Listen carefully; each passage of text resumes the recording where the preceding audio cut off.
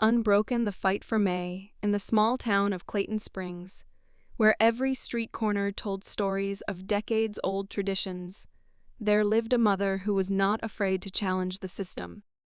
Naomi Johnson, a black woman in her mid-30s, had always loved her quiet community.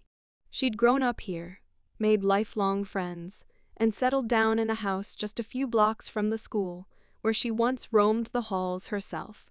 She raised her daughter, Maya, with the same love and pride that had carried her through many struggles. Yet Naomi never imagined she would have to fight against a system that had promised to protect her daughter's future. Maya was a bright and compassionate 12-year-old, with an unshakable smile and a natural curiosity that lit up every room she entered. She had always excelled in school math, science, reading. All of it came easy to her. But as the months passed, Naomi began to notice a change. Maya's energy waned. She was quieter, more withdrawn.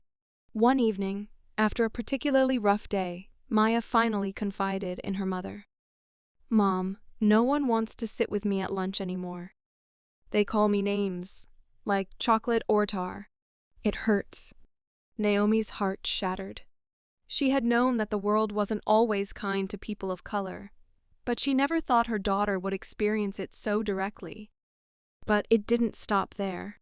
Maya described how, during history class, the teacher made disparaging remarks about Black history, often giving condescending explanations when Maya raised her hand to correct the narrative. Maya's classmates had begun to isolate her, and the school staff turned a blind eye, offering no support. For Naomi, this was not just a daughter's pain. It was an assault on everything she stood for. She had always believed in fighting for what was right, even when the odds were stacked against her. This was no different. But it wasn't just about Maya. It was about every child who had been ignored, every child whose voice had been silenced. Naomi knew this was her fight to win. The next day, Naomi went straight to the school.